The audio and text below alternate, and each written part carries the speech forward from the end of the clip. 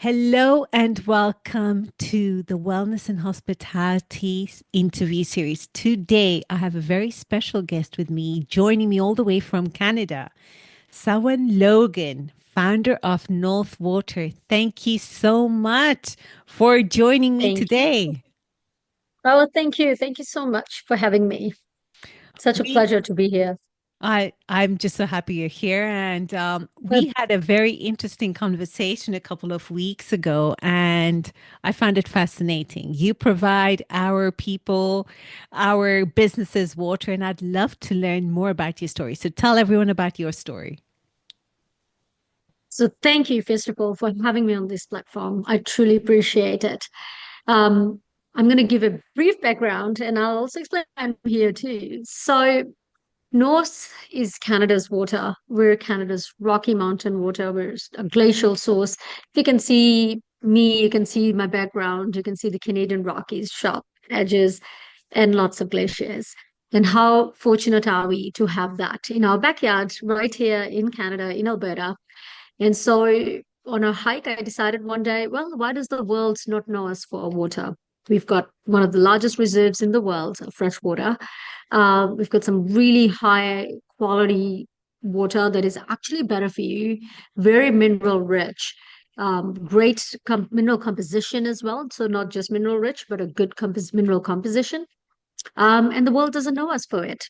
So I embarked on a journey to bottle Canada's purity and put it in the world for two reasons. Number one was I care about what I put in my body, and I wanted the world to care about that as well, especially drinking water, which is one of our primary sources of hydration, obviously, but also supposed to be too minerals that we should get, which we don't get from our tap water, unfortunately.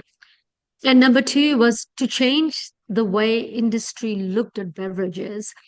I'm originally from Fiji. So in 2017, I was home. I went back to see my parents and I picked up the newspaper, and there was an article in it that said 75% of the fish around the Pacific Ocean where my parents lived was not edible anymore due to the high levels of microtoxins in it.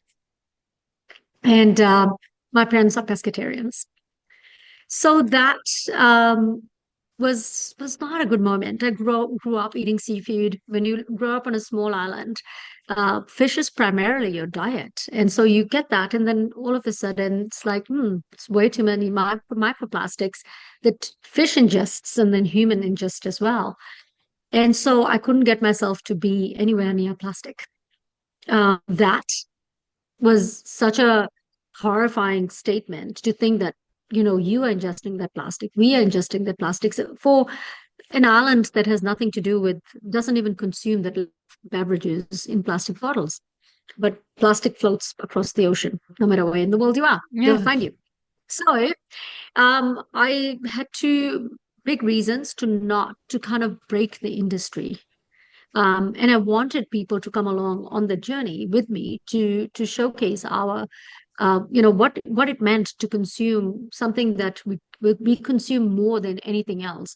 A bag of chips you might eat once a day. If you're somebody who's unhealthy, you might have two bags. Beverage is something you would have 5 to 6 times a day, whether you're healthy or unhealthy, and it doesn't matter what your choice of beverage is. And more of that beverage has been in plastic, and has not been a better for you product.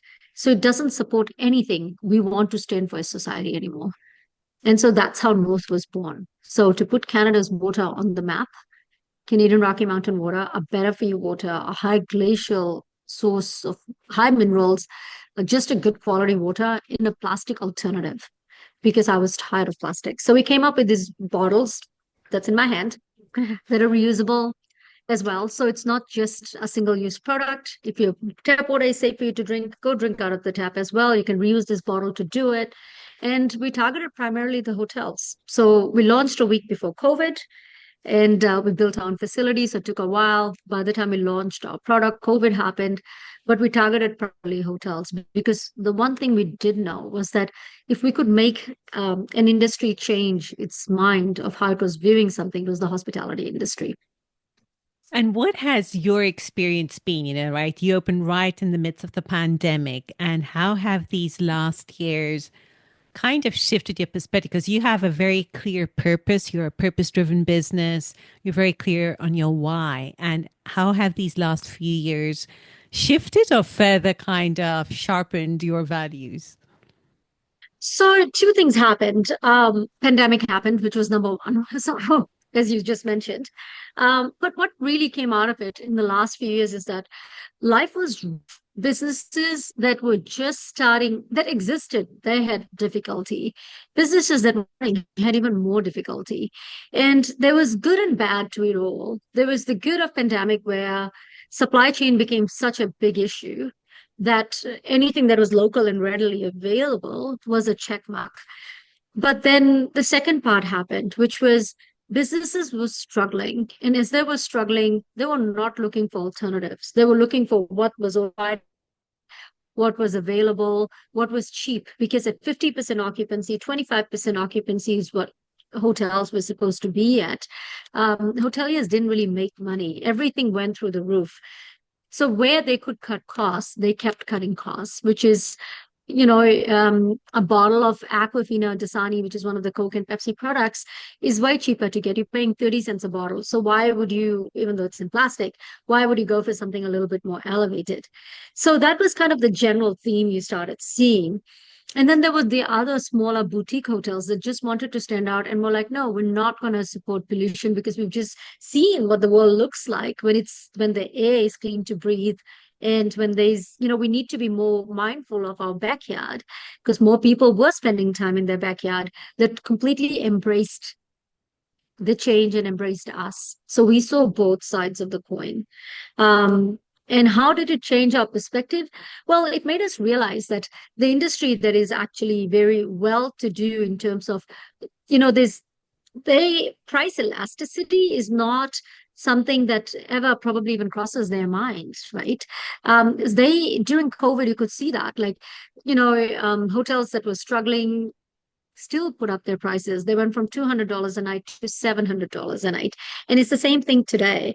Prices, pre-COVID prices doesn't exist no matter how, whether it's a three-star hotel or a five-star hotel. Absolutely. They've all gone up 4 to 5 times in their price per night, in their occupancy rate. And they've gone up, what the rate they charge has gone through the roof. That said, there's still a lot of concern around what goes back into my pocket. And so that was a bit of a shocker because to me, I'm like, you are a five-star property, but then there's also a lot of excuses around it that, oh yeah, but we have a Coke contract and a Pepsi contract, so we cannot deviate from it. Instead of saying, yeah, we have a Coke contract, but we're also better for you, a better place for you to come and spend the weekend. We are a place that embraces it all. It was very hard to get that. And yeah, it's kind of this, you see these extremes, probably the more agile, smaller boutique properties who are very legacy driven, purpose driven, they will definitely they will pass on that price to the end consumer. And if the consumer is spending $700 a night, spending $705, they really won't even think about it. And in fact, they wouldn't want that plastic bottle. Whereas you have probably the more mainstream brands that could also be luxury, but they had that profitability. They have those investors. They're counting kind of the pennies while they've also increased the rate. So it's quite interesting to see this, two ends of the spectrum kind of coexisting at this stage.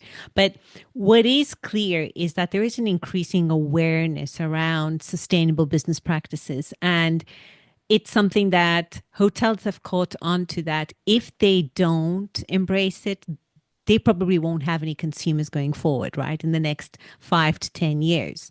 So where, because I know you not only provide North Water to hotels, you also provide it to the food industry at large. So you've got two Mhm. business models, and you also have a close pulse to the end consumer through Yeah, to the food industry. yeah, Where do you see things evolving? So let's say in the the short, mid to long term. So short term could be this year, yeah. mid term maybe next, and long term 2027 onwards. Where do you see this going? I think there are two directions. So first is that more and more people, more and more restaurants and hoteliers are embracing filtered water into their service. There's I see this in Canada a lot, where filtered water that they serve still comes at a price point. Before, you would get a glass of water from the tap and it was always free. Now it's not. And it comes at a price of like $2 and all you can drink water at the table or something like that per person. And it's an easy cost to pass because you look at the industry, serving something that is not necessarily any much more different in cost, maybe by pennies to what you would pay for tap water. But the fact that they are having this service, they would charge you extra $2 as a person and will say, we're donating half of it to a charity or something like that. So I think in as the movement happens and as people are trying to get into industries trying to get into more sustainable products, they are finding wealth, working that cost into either give or some way. I don't think the full amount goes to a charity, but it allows them to offset some of those costs, while making the consumer feel good about the choice they've made. And I think that's a shift we're seeing in the present, that, the smarter businesses, the smarter hospitality businesses are finding a way, a middle ground to be able to pass some of that cost on and also providing a purpose to that cost. So the end user actually feels good about it because it feels like you have done something, Yeah. and you are contributing and your money is going to a better thing. Like if you told me that, my money is going, that, my coffee now is $6 because $2 of that coffee is going to a cat in a cat shelter, I'd come back every day. So you are seeing that there are businesses that are tying it back to purpose, making you feel like you're doing something. Then there's the other group as well that are following. There's a lot more trend followers, and I think in the next 3 years we are going to see that because there's so much push from the above, the management, from the franchise owners that are trying to push their policies down, saying we are going to go plastic free, we're going to go zero emissions, we're going to do net zero, whatever you want to do is part of their mandate. So you're going to see that scramble in the last minute. Like Korea decided starting this year they weren't going to go away. You had to move away from plastic. You could not have single-use plastic. So it creates a mad scramble. And in this mad scramble, while you may choose for an environmentally friendly alternative, you might not choose what's the best product either. So from a wellness perspective, if you are somebody who's into proper hydration, not all hydration is equal. So I think we are going to see this little bit of a shift in choices that people are making, the hoteliers and the businesses are making. But at the same time, I think there'll be a little bit of a learning opportunity too, as to is the product inside? Because at the end of the day, if we all move away from plastic, we've all just become better humans for the environment. Now, the next level is the product inside this bottle the right product, or is the product inside this bottle a better for me product? And I think that choice has to be driven by consumers. I love that. I'd never really considered that way, right? I mean, as we have all these kind of sustainability protocols kind of being imposed on us. Not it's all positive, but it's kind of mandated that no business can Mhm. really and no business should be having single use plastics. And obviously, the process of eliminating it is not that easy or straightforward. No. That said, you're changing the packaging, but what is inside it? What is it that we're ingesting? And what are we replacing it with? And what strains will Mhm. that put in resources? Because if you're not doing plastics, what other natural resources are we going to have to drain in order to make up for these packaging? And I like how you actually focus on what's in the bottle. Yes, the bottle is important, very important for the environment, and also ultimately for our health. But really, Mhm. really, what we take in and ingest, that has to be an increasing awareness. So where we kind of have this, everyone's looking at, let's get rid of single use plastics. And now you've already gone that step further and you're thinking, what is inside that? And you're already educating the industry on that. Where do you see the potential spanners in the work? Because like with any kind of new movement, There is this lack of Hmm. clarity, and with it, there's always a byproduct. There is always kind of a backlash or consequences to it that need to be addressed. Yeah. And I think the one thing we have seen over the years is that there's always a hero and there's always a villain. We've villainized industries over years. You know, we started with coal. Coal was such a bad thing in the, Margaret Thatcher days, right? It was coal plants were being shut down. Even today, coal is considered pretty nasty and not that great for the environment. Said, I've come across somebody last week that does clean coal. They basically the emissions out of it and they produce very clean coal. But the regulation doesn't differentiate between clean and dirty at this point. It just looks at coal as coal. So I think we've seen that. We've seen every industry go through that. So right now, plastic is the villain. Recycled or unrecycled, I think there's more to it, whether it's environmental factors or personal factors. So we're going to see that. And I think for now, aluminum is the best alternative just because it's the most recycled product. You know, over 60% of aluminum that was produced in the 1950s is still in circulation. So you're not going out looking and mining new aluminum for the most part. You're just using what is already existing, and it fetches its value, and you're making that shift. So I think, there's that shift that is coming comes with it's a twofold shift. It's that people are still trying to figure out what is the better alternative, and at the same time, as a business, while you want to make a change, whether you're a buyer of a product, whether you're somebody who's buying, say, my product, or whether you're a manufacturer, you still want to be in business and make money because that's the only way you can survive.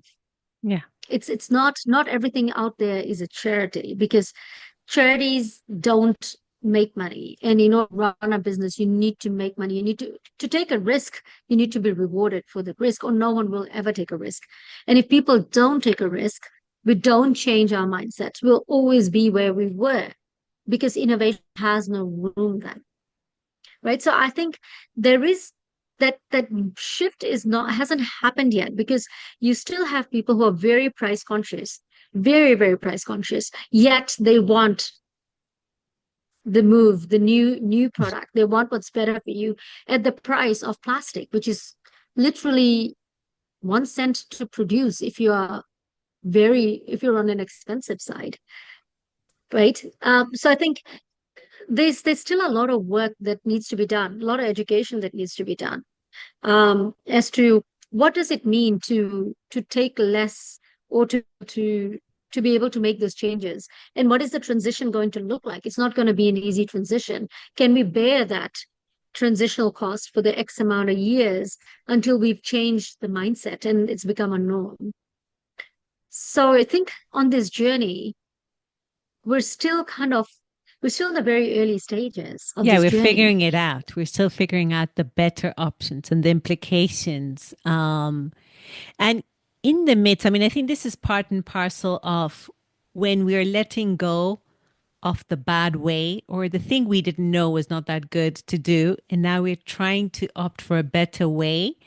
Um, what advice can you give hoteliers? Because I know, we're all facing these challenges. They want the movement, but that said, they want it at 1 cent instead of the real price. So what advice can you give these hoteliers? Because whether they like it or not, they're going to have to take a hit in the profitability in some shape, way, or form. Um, Mhm. what can they do? And other examples, for example, in the food industry that we are seeing that are being well received by the consumer. Yeah, I think major difference between the two is that in a food industry, it's always passed on immediately. Food industry doesn't take a hit, whereas in hotels, you can get a little bit of a combination of a free product that is complimentary upon check-in or in your room to them selling it. So I think there's two different areas in this in a hotel space. Whereas in the food industry, it's always never complimentary. Bottled water is never complimentary. It's always a pass on, right? An add-on. Um, I think my advice to any of these both industries and hotels specifically would be I think we need to take a more holistic approach. It's not the same approach you have for your bedding. It's not. It's a different way of looking at it.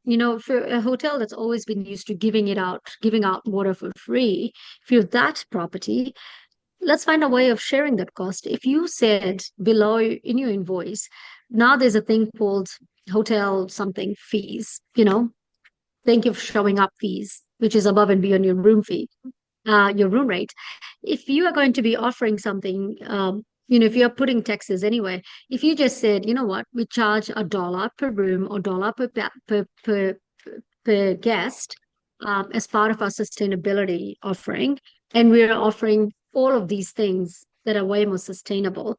Um, no one's going to blink at a $500 room at night or $700 room a night. So I think we need to start looking at different ways of being able to embrace this change, not just as looking at it as a cost, but saying, how can I take something, get something back, or how can I educate guests even? Because education is enough for guests to be like, okay, I paid more. Um, and then my second advice would be, so other than just being just strategic in how you share costs and just stop looking at it just as cost. My second advice would be go back and look at who do you want to be and what does it take to get there? Who are your clientels? Who are you attracting? And what do you want to stand for? I think as hotels are notorious for their carbon footprint, which most people don't equate to them because a guest that gets to a hotel doesn't walk to the hotel. If they could walk to it, they'd stay in their own homes, right? So we have not, when we look at the life cycle approach of something as to what the carbon footprint of anything is, we look at it from start to finish. And tourism is a nasty industry when it comes to carbon footprint. I love traveling and I know what it takes to get on a plane. It's not good, but I love traveling. I'm not going to give up because of that. But if I can, on the other hand, do little things to make myself feel better, I will do that. So I think hotels need to take a hard look and say, who do we want to be and how do we get there? Who are we attracting to our property? And the people we are attracting, what do they want to see from us? And that I think is a really something that's been missed. Like the new thing I'm seeing in hotels, which I really love, is that you no longer get a tiny little bottle of shampoo or a body wash. You get a big pumping bottle that sits on the shelf, and you'll share that, and you don't take it home anymore, which is great. Works for me. But then there are other things that don't come at all either. Like there used to be a time I'd go to a hotel, and if I paid $700 a night, it was a really nice hotel. You'd get everything you can think of. You'd get your shampoo and conditioner, you'd get a hair net or hair, whatever you shower cap. You get a little vanity set. You'd even get a toothbrush. Now for $750 a night, you only get a body wash, lotion, and shampoo that's inside in a shade. So hotels have already pulled back a lot. They've doubled their occupancy like price, but they pulled back. I think it's also, amenities is something that has always been included in the room rate. They never give a complimentary bottle. It is included in the room rate, Yep. and consumers come to expect that, if I'm going to go, I'm going to get that towel. I'm going to get certain amenities that are part and parcel.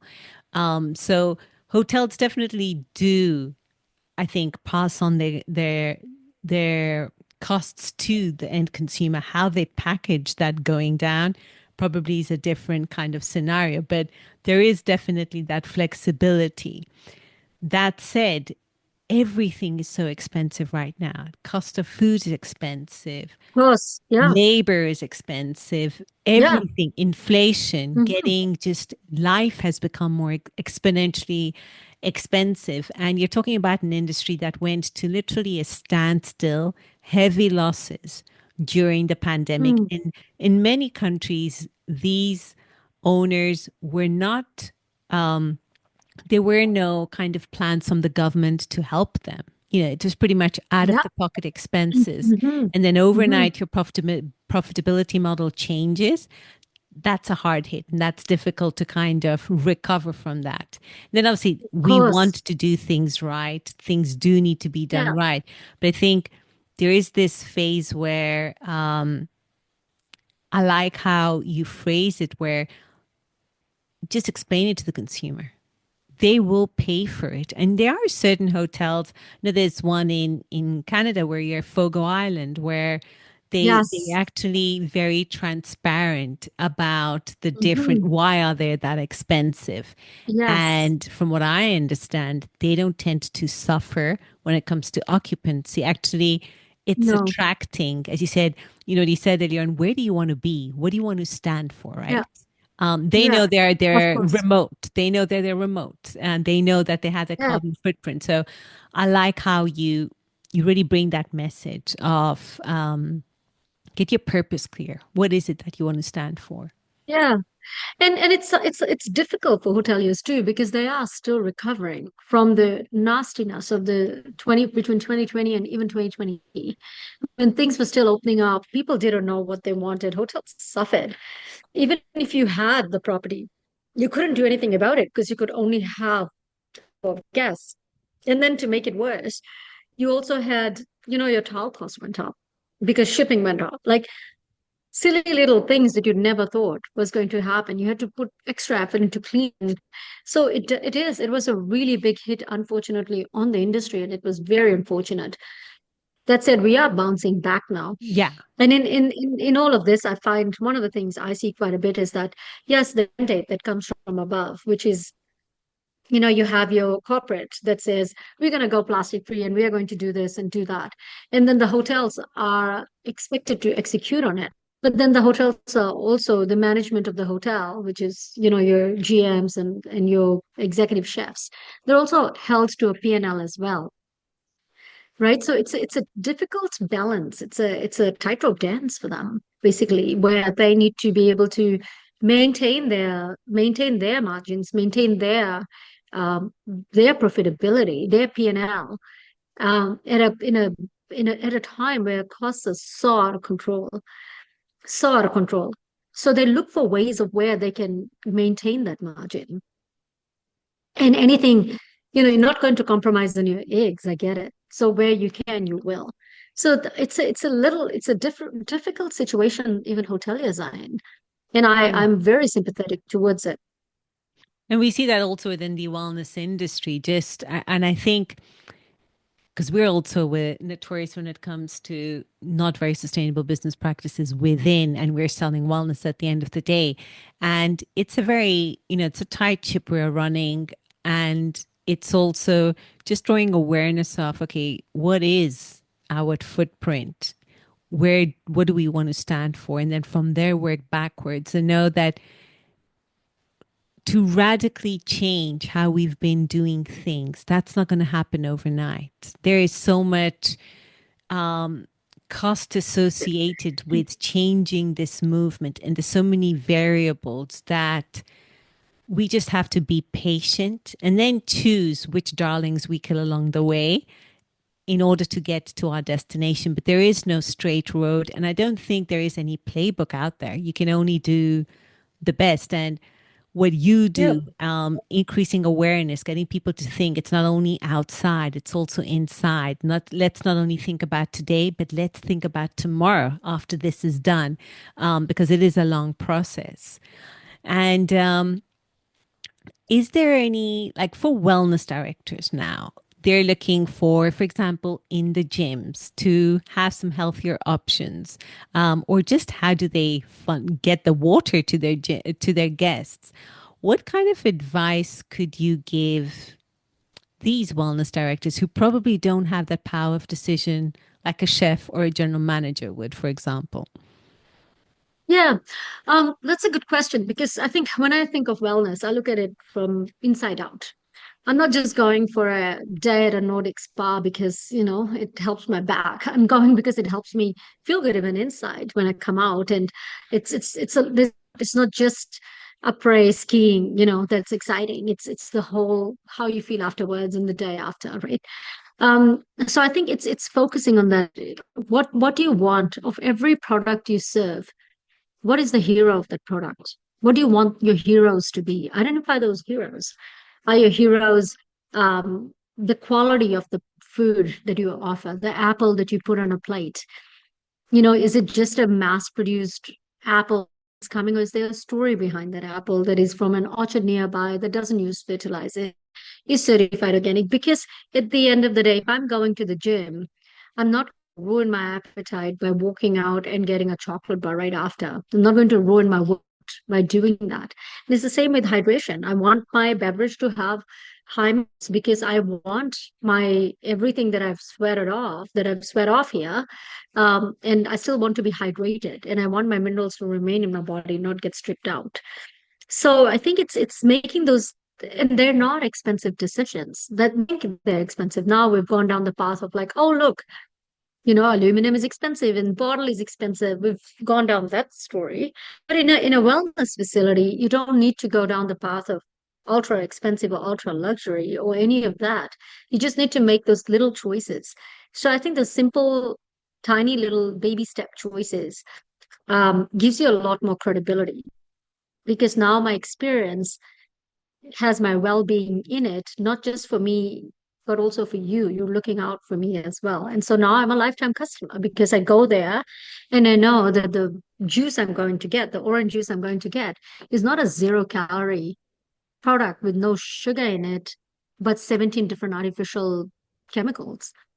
It's a 30 calorie real orange juice or a 60 or 100 calorie real orange juice that's actually freshly made. And I'm willing to pay for that, and I'm excited about it. Yeah, and I think it's sometimes, we end up making things so complicated when the answer is actually quite simple. And just also being Very open and simple. transparent with how we Yeah, of communicate. And our consumers sophisticated. And as you said, this movement is course. coming from the consumer. The consumer wants to care what's in them. And before we wrap up, I mean, this has been such a fascinating conversation. I could just speak all day long, but to wrap up, is there anything else you'd like to tell the audience? Anything else? Yeah, I think, to wrap up, I'd like to say that we live in a very fluid society right now where it's really hard to, nothing is lasting. We used to make 10-year strategic plans and 10-year plans to say, what is your 10-year plan? What is your 5-year goal? Now it's hard to make a 5-month goal because things change so rapidly around us. And so, it's inundating when you in the world of technology, in the world of all the information in our hands at a rapid speed, and everything, what's good today is demonized tomorrow, what's demonized today is great tomorrow. It's really hard to put a pin on something and say, this I'm going to do it. So I think in closing, I'd like to say, let's look at it together as a collective.